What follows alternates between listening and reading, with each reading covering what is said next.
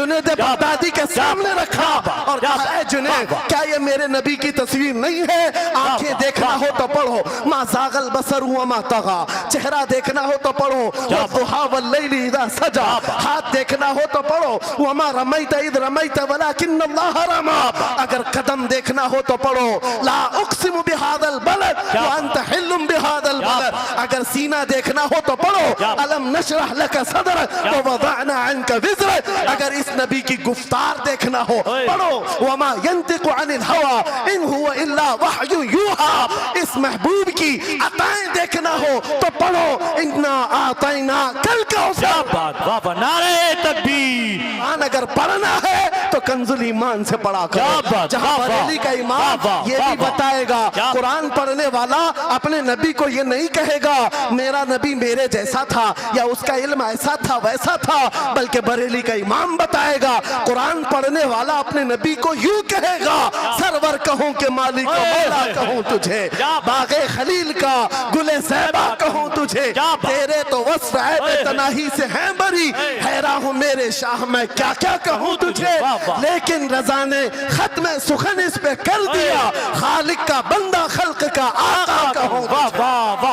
हमारा शिवा है पूरी दुनिया में कि सिर्फ और सिर्फ रसूल पाक की गुलाम कौम ऐसी है जो 1 मिनट में पूरा सन्नाटा तारी कर सकती है। किसी ने एक साहब से पूछा था, वेल ट्रेन्ड फौज जो होती है, चाहे वो अमेरिका की हो कि रशिया की हो कि जापान की हो, चाइना की हो, उनसे पूछा गया कि अगर 10,000 फौज को सफों में खड़ा करना हो और उनको रेडी करना हो तो आपको कितना टाइम लगेगा?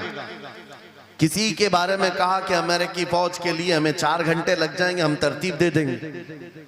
रशियन फौज के लिए 3 घंटे लग जाएंगे, चाइनीज और एक्टिव हैं, 2 घंटे में अपनी सफे तरतीब कर लेंगे।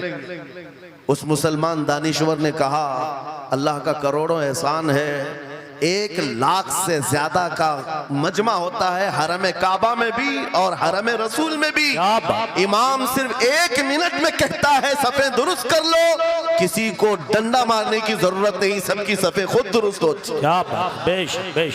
ये कौम है जो अपनी सफे खुद दुरुस्त करती है। मस्जिदों में, जुमा में, ईदगाह में जाकर कोई लकड़ी लेकर नहीं फिरता कि अपनी अपनी सफ़ें दुरुस्त कर लो। हर एक को इतना शऊर है कि अपनी सफ़ें कैसे दुरुस्त की जाती है। जब आपको अल्लाह ताला ने ये नेमत अता की है, मस्जिदों में सफ़ें दुरुस्त कर सकते हैं 1 मिनट के अंदर, ईदगाह में 1 मिनट में हमारी सब दुरुस्त हो सकती है। ऐ नौजवानों, दुनिया को ये बताओ, सिर्फ मस्जिद और ईदगाह नहीं, दुनिया के हर मैदान में हम अपनी सफ़ें दुरुस्त कर सकते हैं। सुभान अल्लाह। हर मैदान में हमारी सब दुरुस्त हो सकती है। ये अल्लाह की तरफ से दी हुई बहुत बड़ी नेमत है। बस अब मजमा जो खामोश है और मुतवज्जे है, अब मेरी बात को आगे मैं बढ़ाता हूँ, तवज्जो से सुने। कुरानी उलूम के मुताल्लिक आपके सामने चंद बातें रखूंगा, इसलिए कि मुझे कहा गया बड़ा पढ़ा लिखा मजमा है और मुसलमान के लिए पढ़ा लिखा होना बहुत लाजिम है, इसलिए कि जिहालत इस्लाम का अपोजिट है।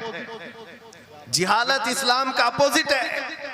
आपको एक बात मैं बताऊं, जब भी कहा जाता है दौरे इस्लाम, यानी हुजूर सल्लल्लाहु अलैहि वसल्लम की आमद के बाद के हालात को दौरे इस्लाम कहते हैं, उससे पहले वाले जमाने को दौरे जिहालत कहते हैं।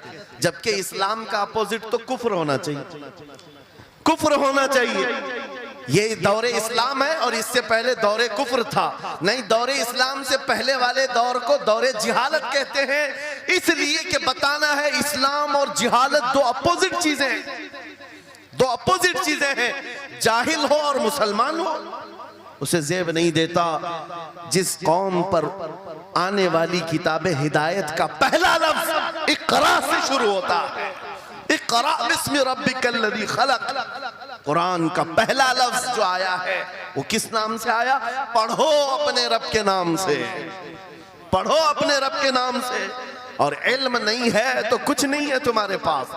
इमाम गजाली तो फरमाते अन्नासु कुल्लुहुम मौता इल्लल उलमा, ये सारे इंसान मुर्दा हैं, जिंदा अगर कोई है तो इल्म वाला है, इल्म वाला जिंदा है। और जिहालत की तारीकियों में भटकने वाले की मिसाल ऐसी ही है जैसे अंधेरी कोठरी में बैठा हुआ है, कहीं रोशनी का आने का इंतजाम नहीं, उसके सामने हलवा रखो कि गोबर रखो, दोनों बराबर है। जाहिल आदमी के लिए ऐसा ही है, कभी उसका हाथ इसमें पड़ेगा, कभी उसका हाथ इसमें पड़ेगा। जब नजर नहीं आ रहा है तो हलवा को गोबर समझकर खा लेगा, और कभी गोबर को हलवा समझ के खा लेगा, गलाजत उसके लिए बराबर हो जाएगी। लेकिन इल्म को कहा गया अल इल्मु नूरुन, इल्म रोशनी है। जिसके पास इल्म आता है वो तमीज सीख जाता है, उसके पास अखलाक आ जाते हैं, वो हलाल और हराम के फर्क को समझने लगता है, बुरे और अच्छे के दरमियान फर्क मालूम होने लगता है। इसीलिए मेरे अजीजों, मुझे बड़ा गर्व है और फख्र है, हमारी ही खानकाह से ये आवाज आती है, आधी रोटी खाएंगे और बच्चों को पढ़ाएंगे। बेशक, क्यों? बेशक। उस अजीम खानकाह से ये आवाज दी गई, क्यों? सिर्फ इसलिए नहीं कि तुम बड़े होकर के डॉक्टर बनोगे, इंजीनियर बनोगे। लोगों की नजर में अब बात यही रह गई, ये पढ़ा इसलिए जाता है कि डॉक्टर बनना, इंजीनियर बनना है और कमाना है, बहुत कमाना है। इल्म जो है आज कमर्शियल बना लिया गया, इल्म इसलिए